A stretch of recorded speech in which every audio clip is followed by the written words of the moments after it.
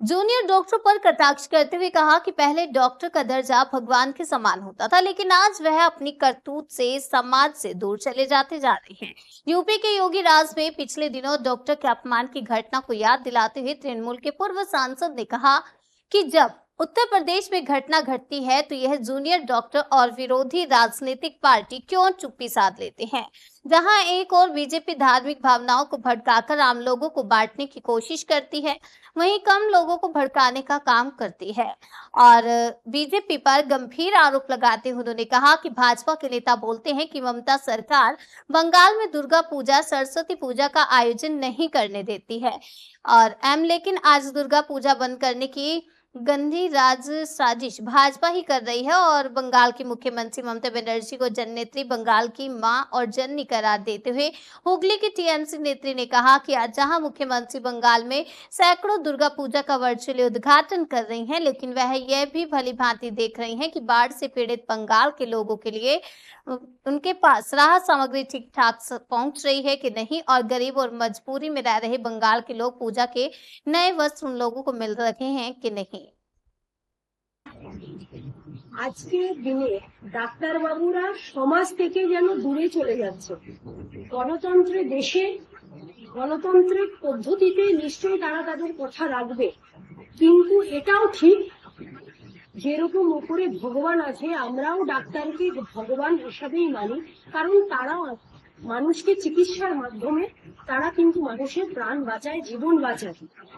আজকে যে ডাক্তাররা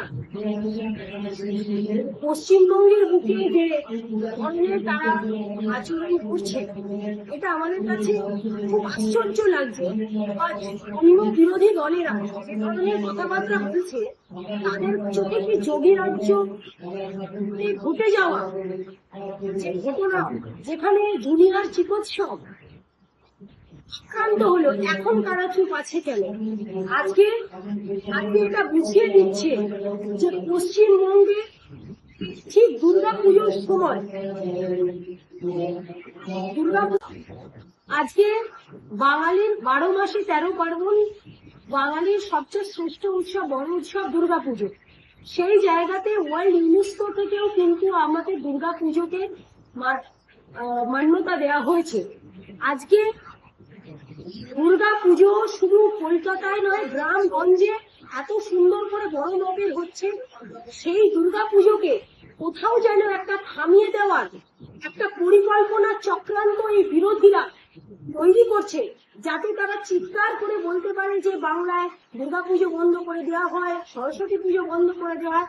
আসলে তারাই এই ধরনের পুজো আর্চা বন্ধ করে দেওয়ার পরিকল্পনায় মেতে উঠেছে। কেউ কেউ তাদের রাজনৈতিক দলের নেতা বলেন যে তারা দুর্গা ঠাকুরকে মানেন না, এটা আমাদের রিপোর্টার টিভি টেলিভিশনে বলেছেন। কিন্তু এটা জানতে হবে, এই বাংলা কৃষ্টি সংস্কৃতির জায়গা, যেখানে আমরা সমস্ত জাতি, ধর্মে, বর্ণের মানুষ সকলে এক মিলেমিশে কিন্তু আমরা থাকি। দেখুন, 2014 সালের পর থেকে বিজেপি কিন্তু এই ভারতবর্ষের বুকে কোনো ভালো কাজ করেনি। তারা সবসময় ধর্মকে নিয়ে এসে মানুষের মধ্যে ধর্মের বিভাজন বা সুশ্রুতি দেয়, আর এই সিপিএম সেটাকে উস্কানি ভাবে আরো উস্কিয়ে দেয়। কিন্তু এরা কখনো মানুষের বা জাতির ভালো চায় না। কোনো উন্নয়নমূলক কাজ কিন্তু ইনারা ভারতবর্ষের বুকে করেনি, বা 34 বছরের সিপিএম কোনোদিনও বাংলার বুকে করেনি। যিনি করেছেন তার নাম মমতা বন্দ্যোপাধ্যায়, যিনি মানুষের জন্য করছেন।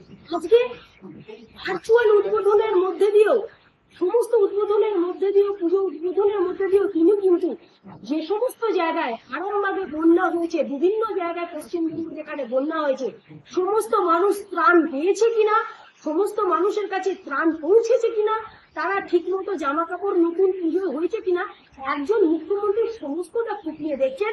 কারণ তিনি শুধু মুখ্যমন্ত্রী নয়, তিনি মানবিক মুখ্যমন্ত্রী, তিনি বাংলার মা, বাংলার জননী। এই ভারতীয় জনতা পার্টি, এই বিজেপি শুধু মানুষের মধ্যে ধর্মের সুশ্রুতি দিয়ে বিভাজন সৃষ্টি করা এবং সিপিএম এটাকে উস্কানি দেওয়া। এই বাংলার মানুষই কিন্তু আগামী দিনে ভারতীয় জনতা পার্টি আর সিপিএম কে বধ করবে এবং এই শারদীয়ার শুভেচ্ছার মধ্যে দিয়ে মা সকলের ভালো করুক, সকলকে সুস্থ রাখুক এবং এই দুই জঞ্জাল পার্টিকে বধ করুক।